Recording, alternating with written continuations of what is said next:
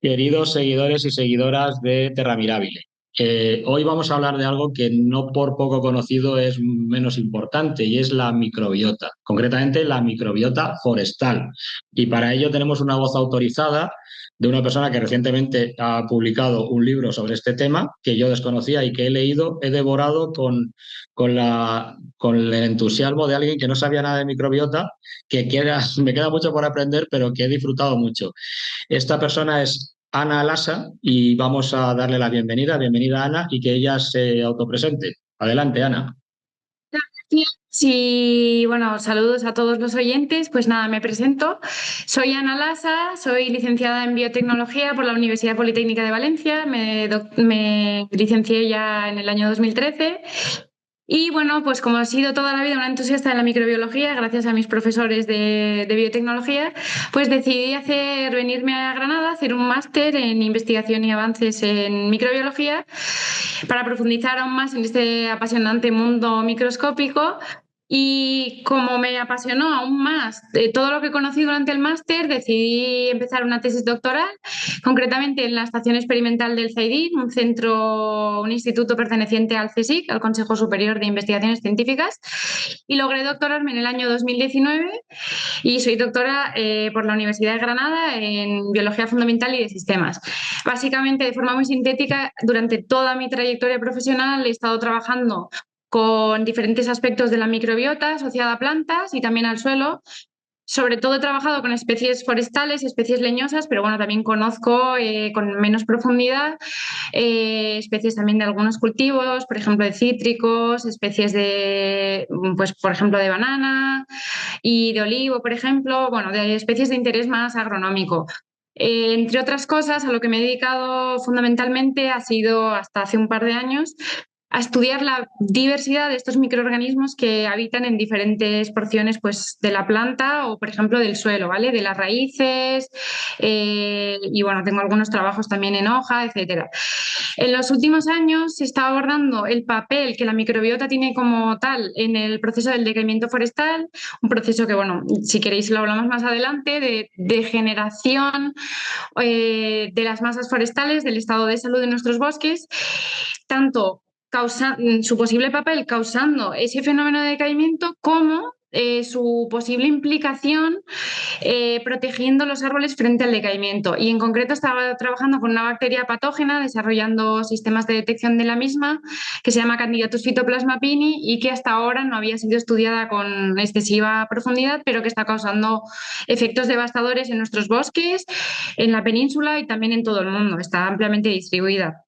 Así que un mundo muy microscópico desde el principio hasta ahora. Fantástico. Pues Ana, creo que eres la persona adecuada para explicarnos, para aquellos que estamos escuchando constantemente, incluso en anuncios publicitarios, se usa ya la palabra, bueno, se vulgariza la palabra microbiota. Defínenos para el lego en la materia qué es la microbiota y concretamente qué entendemos por microbiota forestal. Y pues cuando hablamos de microbiota, independientemente de qué organismo estemos hablando, nos hacemos referencia al conjunto de microorganismos, todos los tipos que existen, que habitan en diferentes nichos ecológicos o lo que viene siendo hábitats, pequeños hábitats. Por ejemplo, has mencionado algunos spots publicitarios, conocemos mucho, yo creo la mayoría de nosotros, lo que es la microbiota intestinal. Sería el conjunto de microorganismos, bacterias, hongos, levaduras, etcétera, incluso virus, que habitan, por ejemplo, en nuestro tracto digestivo. Eso a día de hoy es quizá más conocido porque sabemos que tienen múltiples efectos beneficiosos para nuestra salud intestinal, pero cuando nos ceñimos concretamente a la microbiota forestal, nos estamos refiriendo a nuevamente el conjunto de microorganismos que habitan en los diferentes nichos ecológicos, hábitat, por no ser redundante, de los ecosistemas forestales, es decir, de los bosques y todos los seres que habitan en ellos. Y con esto me estoy refiriendo a seres vivos, por ejemplo, las plantas, da igual qué tipo de planta, todas las plantas, bien sean herbáceas, bien sean leñosas, matorral, tienen su propia microbiota que no solo no le causa enfermedad, sino que tiene un efecto beneficioso sobre la misma. Pero tampoco nos debemos olvidar de otros nichos ecológicos que no son seres vivos, son seres inanimados, por ejemplo, rocas, agua, arroyos, manantiales, lagos, etcétera, que conforman el ecosistema forestal y que casi todos, me atrevería a decir una cifra muy elevada, prácticamente el 99% de esos ecosistemas o nichos están habitados por diferentes tipos de microorganismos. Hay algo que, leyendo tu libro, que os invito a todos a conocer, este libro de microbiota forestal, es pequeñito pero es matón. Es decir, es un libro de fácil lectura, que has hecho un esfuerzo de síntesis de alguna manera hacer accesible la ciencia, cosa que pues es maravilloso para los que nos gusta la divulgación y para los que nos tenemos inquietud por aprender y que no tenemos los conocimientos avanzados que tenéis los científicos. Hay algo que hace el libro y es que consigas ver el bosque de una manera mucho más amplia a un montón de árboles y de raíces y de suelos. Es que profundizas mucho, creas un universo, abres las puertas de un universo para que la gente vea el bosque como algo absolutamente increíble. Puedes ya es muy complicado. Es hacer una síntesis de por qué el bosque no es un montón de árboles.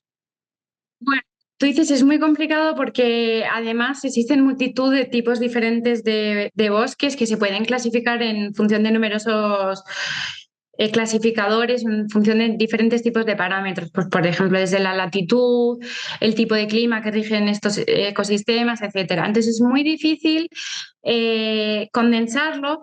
Pero si generalizamos un poco, ya digo, tienen un montón de matices que deberíamos analizar caso por caso, porque realmente el concepto de ecosistema forestal es amplísimo, pero todos tienen en común que son ecosistemas que están conformados por multitud de elementos, ¿vale? Como bien decías, plantas, pero también por animales. La microbiota que los conforma, ¿no? El objetivo de este libro, el protagonista, mejor dicho, que están interconectados entre sí. Es decir, el concepto que yo trato de transmitirle al lector o al oyente en este caso es que el ecosistema forestal es muy valioso porque, como tú bien dices, es como un universo en sí, por la multitud de elementos que lo conforman, el dinamismo, es decir, todos los elementos fluyen y cambian en función de un montón de parámetros, clima, alteraciones, estaciones, etcétera. Es dinámico y además está interconectado. Prácticamente se podría considerar que es como si fuera un collar que está constituido por diferentes eslabones, diferentes que están conectados formando esa especie de círculo, ¿no? Digamos que todo está interconectado de forma directa o bien a través de otros elementos. Entonces, ¿qué es lo que sucede? Que los ecosistemas forestales son muy importantes porque la multitud de elementos que contienen y la multitud de servicios, ecosistemas o beneficios que egoístamente nos repercuten a nosotros los seres humanos, ¿vale? Digo egoístamente porque lo tenemos que clasificar desde un punto de vista más antropocéntrico, más desde el punto de vista humano, si bien es cierto que son servicios o son bienes, son beneficios que tienen también su repercusión, por supuesto, en el propio ecosistema y en el mantenimiento del mismo. Es decir, nuevamente son servicios, como decíamos, conectados, que facilitan la vida de estos propios ecosistemas, se retroalimentan. Por ejemplo, se denominan servicios ecosistémicos. Más o menos todos conocemos los servicios o los bienes materiales que todos podemos obtener de los bosques: madera, pulpa para papel, frutos secos de los que nos alimentamos, de los que los alimentos de los animales se alimentan, pero también son capaces de proveer servicios que se conocen como regulatorios, ¿vale? Por ejemplo, los ecosistemas forestales son esenciales, por ejemplo, para regular el clima, por un proceso muy complejo que, bueno, influye al final en los ecosistemas forestales.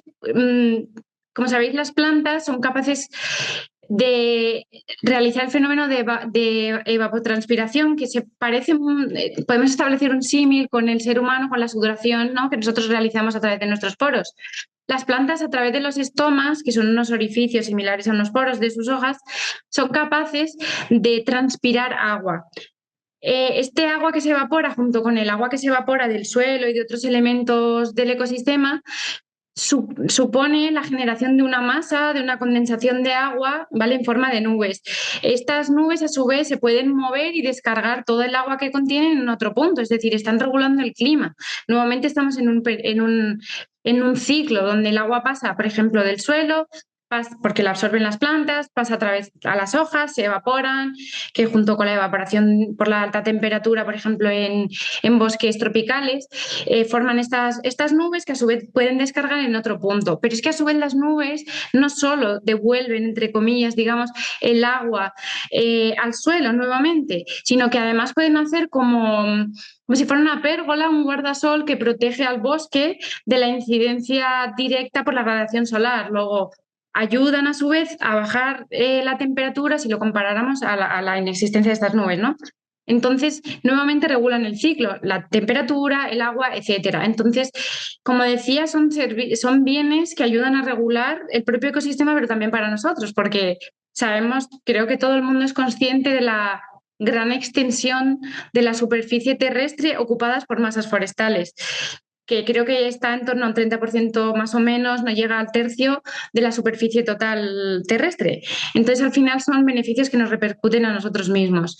A su vez, pues bueno, si nos ponemos en un plano más espiritual, los bosques se dice que tienen servicios también culturales, porque mucha gente utilizamos, yo me incluyo, los bosques como un lugar, digamos, como si fuera un santuario, ¿no? Un ecosistema en el que, bueno, pues podemos, por ejemplo, muchas veces ir a relajarnos cuando hemos tenido un mal día, lo podemos utilizar, por ejemplo, para hacer deporte, para, bueno, pues es lo que se dice un entorno cultural, nos proporcionan servicios un poco más de introspección, perdón, y no tanto físico, más ayuda bueno, pues a mantener nuestro bienestar emocional y también físico, ¿vale? Entonces, son multitud, por eso para mí son un ecosistema que acabas de dar una palabra que para mí es clave, son per se ya un universo como tal, porque es que me atrevería a decir que son prácticamente insondables. Entonces, son tan grandes, están constituidos de tantos elementos que podrían equipararse a un universo como tal. Y ya para terminar con la respuesta, aparte no debemos concebirlo simplemente como un cúmulo de vegetación o incluso como un cúmulo de fauna, porque estamos muy acostumbrados a mirar siempre hacia arriba. Por ejemplo, a mucha gente nos maravilla un bosque constituido por enormes secuoyas, árboles centenarios. Recientemente he estado, por ejemplo, visitando el Drago Milenario de Tenerife. Llaman este tipo de elementos la atención muchísimo por todas sus características y sin menosprecio de esta serie de condiciones, debemos también mirar no solo arriba, sino que me gustaría que el lector o el oyente en este caso del libro y de esta conversación al final termine mirando también hacia abajo. Y también hacia lo más microscópico. Las grandes secuoyas y el drago milenario son estupendos, son preciosos y son maravillosos, son absolutamente esenciales, pero también lo es en igual o incluso mayor medida que lo son los grandes árboles o estos seres que tenemos por costumbre siempre observar, pero ojalá aprender a valorar también estos seres microscópicos que sustentan la vida de estos grandes árboles. Siendo como eres consciente de que la microbiota es algo que conceptualmente es difícil de divulgar por su complejidad y por eso que has dicho que no es tan evidente como una secuoya, en el libro hablas de interacciones que son una auténtica guerra de las galaxias dentro de ese universo. Hay alianzas, hay comunicaciones, hay unas redes muy tupidas de relaciones entre todos esos seres vivos, fascinantes, además acompañadas de los cambios estacionales. Unos son beneficiosos para las plantas, otros perjudiciales, unos defienden. O sea, es una especie de guerra silenciosa y maravillosa al mismo tiempo de interrelaciones. Aunque es muy difícil que aquí lo expongas, tíranos algún señuelo o algo que haga que la gente se enganche a esas guerras. Cuéntanos algo que a ti te parezca que en el libro lo haces, alguna relación que digas, es que es maravilloso, ¿no? Porque esto llama a esto, o sea, algún ejemplo, algo que ejemplifique esas relaciones. Y pues, uy, es muy complejo, pero a mí me gusta mucho, siempre creo que repito el mismo ejemplo. Y es que la interacción que forman algunos hongos con las raíces de los árboles con los que establecen simbiosis, ¿vale? Es decir, una relación en la que tanto hongos como árboles u otro tipo de vegetación, también matorrales, obtienen un beneficio mutuo. A mí me gusta mucho hablar de ella porque se parece mucho a la gran red de Internet que creo que todos conocemos con además bastante pericia. ¿Por qué lo digo? Porque gracias a una serie de señales, se trata de señales químicas normalmente metabólicas, que emiten los hongos que están estableciendo esta simbiosis, un árbol es capaz de comunicarse con otro. Utilizo el término comunicarse, que es un término bastante antropizado, pero es una forma de enviarle señales químicas y al final de alertar a un árbol vecino sobre la situación en la que se encuentran, sobre un contexto. Es decir, al final, ahora os explico cómo, pero en última instancia, gran cantidad de árboles se encuentran conectados unos a otros gracias a estos hongos. Y estos árboles conectados entre sí no tienen por qué ser árboles colindantes, son vecinos, pero bueno, como si yo vivo en un primero y me conecto o tengo relación con el vecino del décimo, ¿no? Son relaciones que pueden ser incluso muy lejanas, incluso árboles que estén separados kilómetros entre sí. Incluso se ha detectado una relación gracias a un hongo con una extensión casi que llega a los 9 kilómetros cuadrados, ¿vale? Es decir, árboles conectados en esta superficie. ¿Cómo lo hacen? Pues porque los hongos son capaces de transmitir ciertas señales, hablan como un lenguaje, todo esto entrecomillándolo y antropizándolo mucho, obviamente, para establecer un paralelismo comprensible que se parece mucho a los mensajes que, por ejemplo, nos intercambiamos por sistemas de mensajería instantánea, que todos más o menos considero que utilizamos con cierta frecuencia, o emails, etcétera. Es decir, por ejemplo, cuando un hongo es capaz de detectar la presencia de una plaga o un patógeno, por ejemplo, un herbívoro masticador que está comiéndose una hoja de un árbol, oye, es capaz de detectarlo. Y entonces emite una señal, un compuesto químico, que digamos que es detectado a su vez por las plantas colindantes y que le avisan en cierto modo y le dicen, oye, este árbol del que yo provengo está siendo atacado por un herbívoro y en algunos casos, en el mejor de los casos, en el más eficiente, es capaz de activar el sistema de defensa de la planta que recibe este mensaje. Luego, me recuerda mucho a la gran red de Internet. También tenemos casos opuestos. También tenemos plantas que son capaces de hackear, entre comillas, el sistema y de boicotear esta red subterránea que se parece a Internet. Por ejemplo, algunas orquídeas silvestres son capaces de apropiarse de ciertos recursos para, bueno, pues para competir con otra vegetación circundante. Al final, como decías, esto es una pequeña guerra donde tenemos aliados, pero también tenemos enemigos. Entonces hay veces que, bueno, algunas orquídeas dicen, oye, tengo que competir con este de al lado, igual tengo pocos recursos, pocos nutrientes de los que nutrirme, voy a mandarle una señal equívoca, voy a hackear el sistema y me voy a llevar yo los nutrientes pues de lo que sea del arbusto, de la vegetación colindante para apropiárselos a ellas. Entonces, quizá esta guerra de las galaxias, para mí el ejemplo más ilustrativo es como esta especie de gran red de Internet que ahonda un poco más, ejemplifica un poco más el concepto que yo decía anteriormente de dinamismo, pero también de interconexión. Creo que es muy llamativo. La verdad es que da gusto escuchar la manera en la que aproximáis la ciencia a las personas que nos cuesta entenderlo, porque aquí un parasitólogo nos estuvo hablando de que el mundo de los parasitoides era como una escalada armamentística evolutiva. Y tú ahora has metido una Totalmente. conexión las ciberguerras, ¿no? Por los hackeos y tal, que yo creo que juntos podréis montar una buena historia divulgativa para hacer ver a la gente que el mundo es no solamente maravilloso, sino que tremendamente complejo y competitivo a unos niveles que nosotros no observamos y que son muy importantes para el sustento de la Sí. vida, para los ecosistemas y para nosotros.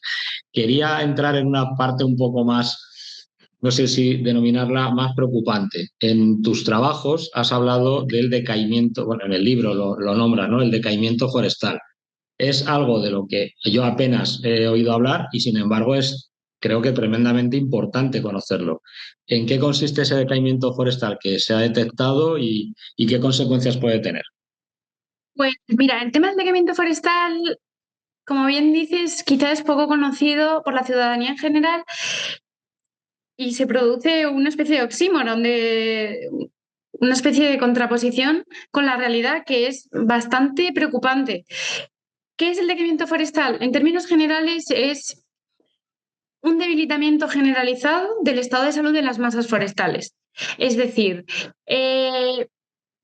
las masas forestales están sufriendo un fenómeno de decadencia, digamos, de su estado de salud. ¿A qué me refiero con debilitamiento generalizado o decadencia del estado de salud o el propio término de decaimiento. Me refiero a que no necesariamente es necesario, o sea, no necesariamente tiene que tener lugar una extinción, por ejemplo, o una mortandad. Ese es el último punto del decaimiento forestal, que es la muerte de los individuos, sino que actualmente estamos viendo que nuestras masas forestales en general se están secando y se están debilitando. Ya no son capaces de afrontar perturbaciones externas. Con perturbación me refiero de todo tipo, desde sequía hasta incendios, porque sabemos que hay algunos incendios que no llegan a ser devastadores, que pueden ser soportados por los ecosistemas. No los efectos, o sea, los incendios no siempre tienen efectos negativos.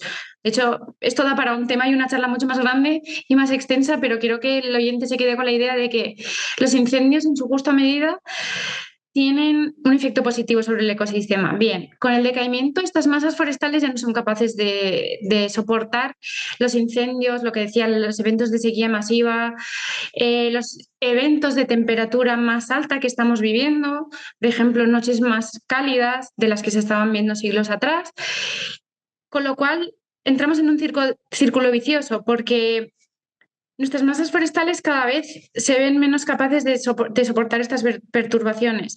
Esto hace que se debiliten. Al estar debilitadas, todo es cíclico, ya lo decíamos, al estar debilitadas, por ejemplo, llega un patógeno y mata estos ecosistemas, perdón, estos árboles. Estos árboles, por ejemplo, al estar secos, pueden ser, nunca mejor dicho, pasto para las llamas de futuros incendios. A su vez, esto hará que nuestras masas se debiliten, etcétera, etcétera. Entonces, el fenómeno del decaimiento, algunos autores lo conocen como el círculo del decaimiento, la espiral de decaimiento. No es más que un debilitamiento generalizado. Imaginemos que en nuestro caso, por ejemplo, bueno, pues un adulto joven es relativamente sano y capaz de soportar una gripe. Pues lo que se está viendo es que cada vez la población de adultos, digamos, se ve más estresada. Por ejemplo, todos conocemos estos fenómenos de estrés laboral, incluso de algunos de acoso laboral, el mundo va muy rápido, etcétera, etcétera, y cada vez se escuchan más casos de salud mental, problemas de salud mental, estrés generalizado, etcétera, temas que yo no conozco muy bien porque soy experta en otra cosa, pero que me parecen bastante comparables con el decaimiento. ¿Qué sucede? Que quizá a causa de este estrés, del agobio en el trabajo, me viene una gripe y necesito una baja de 2 semanas en vez de pasar 5 días malos, etcétera, etcétera. Y ya pierdo el hilo, me vuelvo a estresar, vuelve a venir ahora una gastroenteritis, etcétera, etcétera. Entonces, realmente es muy preocupante porque no llega quizá a la sociedad, puesto que es verdad que está produciéndose cada vez una menor disminución de la superficie deforestada, bien porque se está cada vez deforestando menos, o bien porque cada vez se reforesta más, bien de forma planificada por gestores, o bien de forma natural, con lo cual no trasciende tanto, ¿vale? Pero que haya muchos árboles el mismo o que cada vez se pierdan menos árboles no quiere decir que los árboles restantes sean sanos. Entonces, como ejemplo, quiero contar la Almijara, la Sierra de la Almijara, una sierra que ocupa superficie de la provincia de Granada y de Málaga. Es un ejemplo muy sencillo y muy breve. Para nosotros era siempre un control de salud, digamos, porque los árboles veíamos que estaban sanos, eran masas vigorosas, verdes, masas que llevaban un tiempo que eran estables, etcétera. Y las utilizábamos como control en nuestros estudios, 2021, y creo que en el año 2022 nos llamaron y nos dijeron, id a la Almijara porque el estado ha cambiado muchísimo. ¿Y qué nos encontramos? Un cementerio de árboles. ¿Por qué? Porque ya no es que estuvieran en decaimiento, estaban en decaimiento y no lo sabíamos, es que ya habían llegado al punto final, ya habían muerto. Y ya por no extenderme más, ¿cómo se manifiesta el fenómeno de decaimiento? Pues generalmente son síntomas que son muy complejos porque son muy comunes a otro tipo de enfermedades. Por ejemplo, ocurre una defoliación, pérdida de hojas, eso lo pueden hacer, por ejemplo, un ataque por una plaga, por ejemplo, por la procesionaria en los pinos. También ocurre un amarillamiento, es decir, se seca la parte aérea, las hojas. Muchas enfermedades comparten este síntoma, con lo cual es muy difícil de diagnosticar y lo peor de todo es que, nunca mejor dicho, la raíz del problema no es conocida a día de hoy. Se especula, hay diferentes factores que se sabe que tienen una implicación en el decaimiento, pero realmente la causa no se sabe. Si no sabemos la causa es muy difícil tratarlo. cómo atajo un problema si no sé quién lo causa. Con lo cual esto está dificultando mucho más el proceso. Entonces, bueno, pues de ahí la espiral, ¿no? El término de espiral, yo creo que lo ilustra bastante bien. Pues preocupante y además, pues como conocemos todavía poco de las causas, poco de los remedios. Quería hablar, como recientemente ha sido un tema mediático, social, una tragedia humana y ambiental, los incendios en España. Quería que nos comentaras cuando se quema un monte, aparte de lo que es evidente, que la combustión que se ha producido y lo que se ve negro, lo que se ve carbonizado, en el suelo hay procesos también que a veces son realmente difíciles de recuperar, ¿no?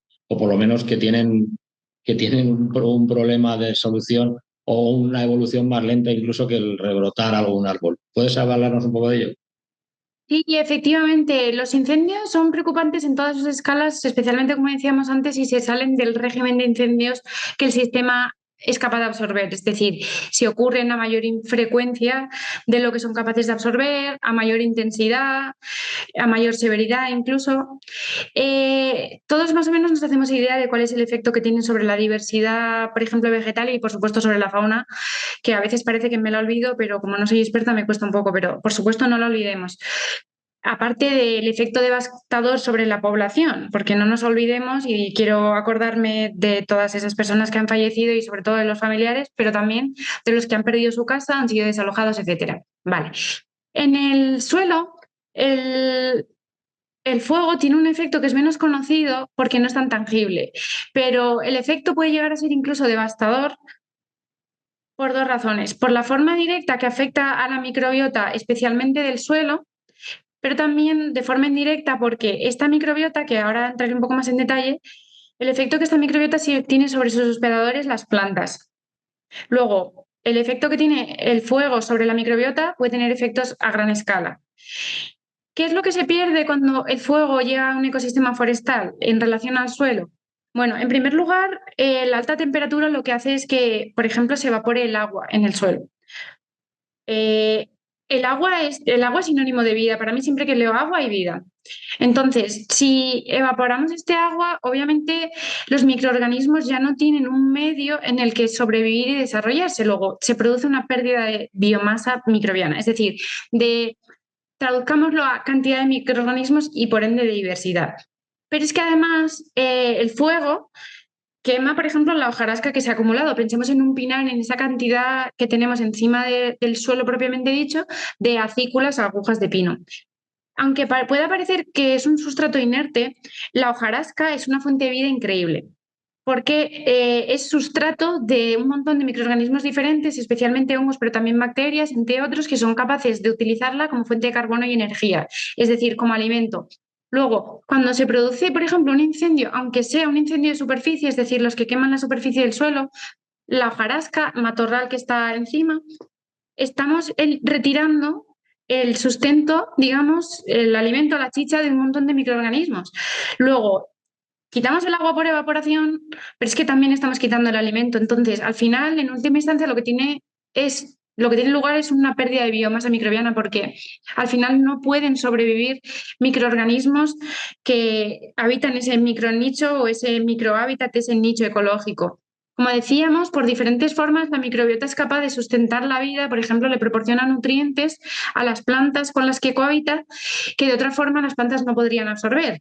Entonces, al final lo que decía es un efecto directo, pero también es un efecto indirecto, porque si no tenemos esta biomasa y especialmente esta biodiversidad de microorganismos en el suelo, por mucho que germine, por ejemplo, el piñón, una de las semillas de una piña que ha saltado de un pino, por ejemplo, que ha sido quemado, vale, germina, tenemos el piñón que ha germinado, parece que tenemos vida, pero a largo plazo es posible que esta plántula, esta pequeña planta de pino que ha germinado, no tenga una forma de acceder o tenga una forma mucho menos eficiente, porque le faltan los microorganismos, de acceder a estos elementos, a estos nutrientes que ella no puede tomar y absorber por sí misma.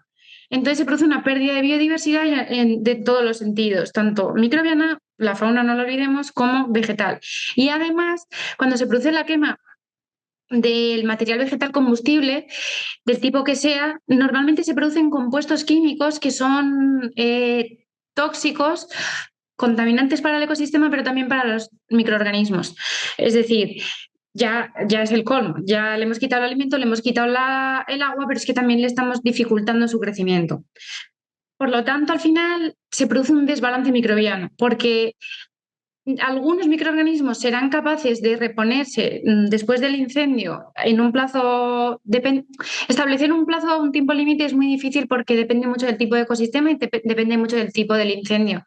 Porque hay, como hemos dicho al principio, muchos tipos diferentes de bosques, pero los incendios son muy complejos y hay de muchos tipos, aparte de depender del régimen. En fin, es muy difícil ahora dar un ejemplo de un tiempo, pero la recuperación de los ecosistemas forestales, por ejemplo, si el incendio no es de superficie, sino de copa también, y es muy intenso, puede incluso extenderse 10 o más años, ¿vale? Entonces, al final, hablamos de un desbalance microbiano, habrá algunos que serán capaces, algunos microorganismos, por ejemplo, las bacterias que sean capaces de producir esporas, los hongos, entre otras. Hay algunas bacterias más duras que otras, más resistentes. Crecerán al cabo del tiempo, pero a las otras les costará un poco más de crecer. Entonces tenemos al final, los ecosistemas forestales se mantienen gracias a un equilibrio. En cuanto este equilibrio es desbalanceado por algún factor, el que sea, en este caso hablamos de incendios, se produce una perturbación y ya hay un desequilibrio y un desbalance. En la microbiota pasa lo mismo y si a su vez la microbiota se desbalancea, es muy difícil que el ecosistema se mantenga en equilibrio. Entonces, en última instancia, todos somos capaces de reconocer más o menos los efectos, digamos, por encima del suelo, es que me sale el término en inglés, above ground, pero también tenemos que conocer que se produce un gran efecto sobre el suelo que tiene influencia arriba. Entonces, complejísimo el tema de los incendios y unas grandes pérdidas tanto arriba de la vegetación y la fauna como abajo de la microbiota. Sí. Hemos hablado de la importancia de la microbiota. Hemos intentado sintetizar, porque no hay lugar a mucho más, en qué consiste, qué beneficios nos produce, qué relaciones increíbles tiene. Bueno, de todo esto hemos hablado. Si pudiéramos condensar en un mensaje final, tanto para la ciudadanía que te está escuchando como para los gestores de territorio, que a veces parece que este tema no lo pasan de puntillas o directamente no lo pasan en las políticas forestales, en las políticas de conservación. Yo nunca he oído hablar en la Red Natura 2000 de la microbiota y muy pocas veces de los suelos. Intuyo que habrá trabajos sesudos sobre suelos edáficos y tal, pero en el día a día, en lo que hace que llega a la gente, poco, muy poquito he oído. Entonces, un mensaje puede ser interesante para los oyentes ya como cierre. ¿Por qué es importante la microbiota? ¿Por qué deberíamos de interesarnos por ella? Y los gestores, ¿por qué deberían de incorporarla en sus mensajes, en sus políticas, de una manera más evidente? Yo no digo que no lo hagan, digo que no es evidente que lo hagan. Desde luego, como microbióloga y experta en estos temas, la verdad es que nosotros tenemos conocimiento porque obviamente nuestra tarea es revisar la bibliografía y estamos al día, pero es verdad que la sensación que tengo, creo que tienes razón, no digo que no se tome parte desde las administraciones, gestores forestales, etcétera, pero sí que es verdad que a veces nos sentimos un poco ignorados, quizás un poco fea esa palabra, pero desde luego sentimos que no se nos trata igual que a otro tipo de investigadores que, por ejemplo, estudian la fauna, por supuesto, o la flora. Entonces, el mensaje que a mí me gustaría mandar se basa tanto para la ciudadanía como para gestores y administraciones, creo que en el mismo concepto, pero a mí me gustaría que a la hora de que, a partir de ahora, los lectores del libro, los oyentes de esta emisión, cuando vayan al bosque, lo vean de otra manera. Me gustaría que miraran hacia arriba y fueran capaces de valorar todo esto de lo que hemos estado hablando. Desde un matorral que tiene su función, por ejemplo, tapiza el suelo, lo protege, resta temperatura, evita las pérdidas de humedad, etcétera, hasta esos grandes árboles que hablábamos, milenarios, centenarios, que tienen una gran importancia ecológica, paisajística y de mantenimiento del equilibrio del ecosistema. Eso es cierto y no vamos a menospreciarlo ni mucho menos a quitarle importancia, pero demos un paso más allá e integremos en la visión del bosque, integremos también a la microbiota. Y me gustaría que a partir de ahora, cada vez que un oyente, y también la administración, por supuesto, pero visualice un árbol, por ejemplo, lo piense como un holobionte. El holobionte es un término que creo que debemos mencionarlo, que es el conjunto per se de la planta y toda su microbiota asociada, beneficiosa, que es capaz de proporcionarle nutrientes, comunicar, como hemos visto, con otros individuos del bosque, mantener toda la conexión de todos los elementos del ecosistema, pero también protegerle frente a patógenos, invasiones por plagas, etcétera. Es decir, tienen multitud de efectos beneficiosos sobre la flora. Por lo tanto, me gustaría que a partir de ahora, aunque el término nos acordemos, holobionte, tengamos claro que la vegetación no es como tal entidades independientes, sino que debemos considerarlas como una suma de propiamente la vegetación, las plantas del tipo que sean y su microbiota asociada. No existe ninguna de las dos partes de forma independiente. Entonces, me gustaría que se integrara este concepto y que cuando vayamos al bosque ahora veamos las plantas, pero que pensemos que se encuentran habitadas en prácticamente todos sus órganos, raíces que hemos hablado intensamente hoy, pero también hojas, tallos, flores, frutos, semillas. Las semillas también se encuentran habitadas por microbiota. Es menos diversa, es menos cuantiosa, pero también están habitadas. Y pueden dar lugar a la microbiota, pueden ser, nunca mejor dicho, el germen de la microbiota de la planta adulta proveniente de esa semilla. Entonces, simplemente que integremos el concepto de microbiota en el bosque, que sepamos que está, que es esencial para el sustento de la vida en los ecosistemas forestales y que no la debemos ningunear por pequeña o microscópica e invisible que sea. A veces, como decía nunca me acuerdo el nombre, ¿cómo es? Saint-Exupéry, el escritor del libro El Principito, lo invisible es esencial para los ojos. Tengamos en cuenta esta frase, es esencial. Entonces, aprendamos a respetarlos, a valorarlos y de cara a la gestión, administraciones, gestores, entidades que deben proteger nuestros bosques, regularlos, regular su cuidado, por favor, que tengan en cuenta que todos los elementos son importantes y que esto es una cadena que no tiene principio y fin. No tiene un eslabón de cierre y de apertura, están unidos, todo está conectado entre sí y debemos tener en cuenta la microbiota porque desempeña papeles muchos más importantes. Quizá integrándola seamos capaces de comprender procesos complejos en estos ecosistemas que son clave para su sustento. Como decíamos, si no conocemos algo no podemos protegerlo, si lo conocemos nos abre muchas más puertas. De cara a una gestión sostenible, respetuosa y sobre todo a la valorización de los bosques a la hora de adoptar medidas, ¿por qué no? Incluyamos un epígrafe en nuestro reglamento, en nuestros pasos a dar, en nuestras cuestiones a proteger, incluyamos un renglón que sea la microbiota. Existe y es esencial. Creo que ese es el mensaje. Miremos arriba, miremos abajo y miremos dentro. Tengamos una visión integradora. Ese sería mi mensaje, visión integradora. No sé si me ha quedado claro, me he enrollado mucho. Había quedado cristalino y quería comentarte una reflexión final y es que la humanidad ahora vivimos en una era de potentísima información con una tecnología absolutamente desbordada que no sabemos si sabemos asimilar y sin embargo los pueblos originarios, los pueblos más primitivos tenían clarísimo que toda la naturaleza estaba interrelacionada. Miraban las estrellas y se orientaban. Ahora con la contaminación lumínica no vemos las estrellas. De alguna manera, y esto ya es en un ámbito más espiritual y más filosófico, por no ir estrictamente a los conceptos científicos, ¿crees que la visión del holobionte, la visión de la naturaleza integradora, es volver un poco a no dar la espalda a la naturaleza y a entender que está interconectado todo de una manera más intensa y menos parcelada y menos materialista como la que hay actualmente en el mundo? Yo creo absolutamente en ese concepto. Yo creo que el hecho de respetar todos los elementos y conectarlos es la única forma de comprender la biología. Yo aquí puedo hablar de un montón de tecnicismos y mi trabajo es darle sentido a esos tecnicismos. Pero yo siempre digo algo a mis compañeros que a su vez me lo enseñó otra compañera que desde aquí le mando un beso por si me escuchara, María José Pozo. A mí me da algo pánico, que es que yo siempre me siento una ignorante, una inculta. Yo le digo siempre, María José, soy una inculta en términos biológicos. Y uno puede pensar, jo, eres biotecnóloga, microbióloga, tengo un máster, etcétera, experiencia de más de 10 años, ya. Pero me siento que no sé nada.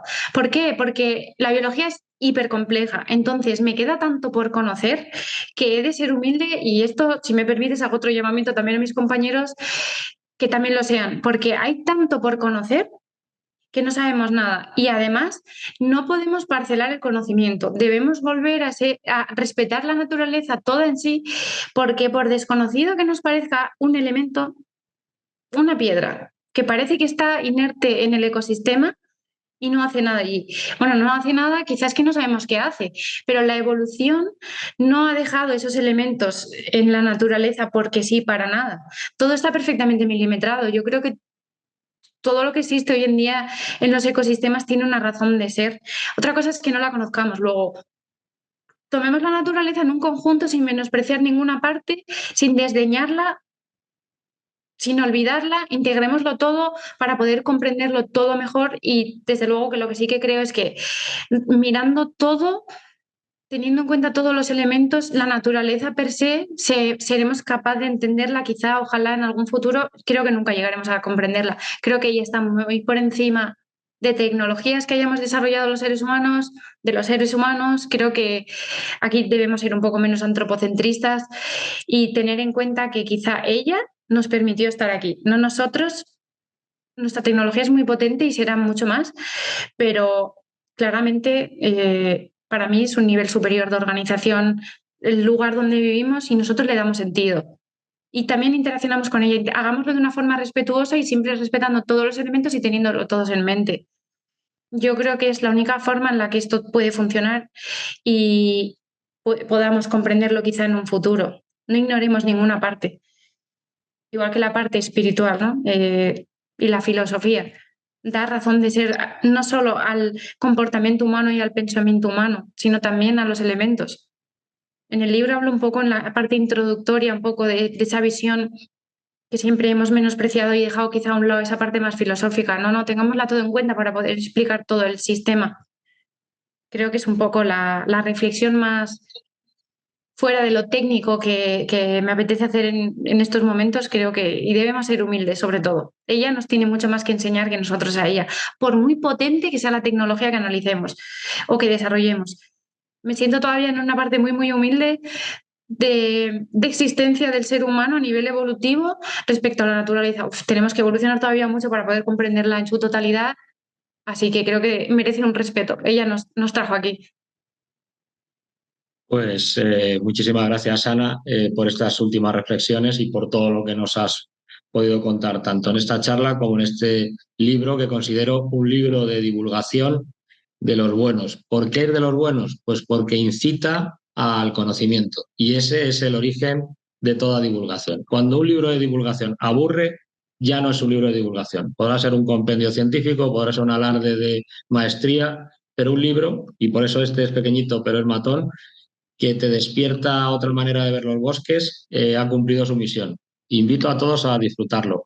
Pues te interrumpo para darte las gracias por la visión, para darle voz al libro y me siento absolutamente satisfecha con tu percepción porque es precisamente lo que yo trataba de inculcarle, digamos, al lector, de ver los bosques de otra forma. Y además, si me permites el lujo de, no me quiero hacer publicidad, pero sí quizá adelantarle al lector lo que se puede encontrar. Tiene una parte sentimental, he intentado que sea mínima porque no sé, esto no es una biografía, pero creo que si algunas personas me lo han criticado, pero yo creo que si el lector, si al lector le transfiero esos sentimientos que yo he tenido, pequeños, porque recordemos que es un libro divulgativo y tiene su aspecto técnico, pero si yo soy capaz de transmitirle al lector esas emociones que yo he vivido en los ecosistemas, quizá ayude a valorizarlos más y quizá le ayude al lector a identificar situaciones que también ha vivido y en las que no ha reparado. Es la única forma en la que creo que podemos comprenderlos un poco mejor. Entonces, he querido darle esa visión, por supuesto, hacerlo ameno, ojalá, parece que lo he conseguido para ti, pero ojalá para el resto.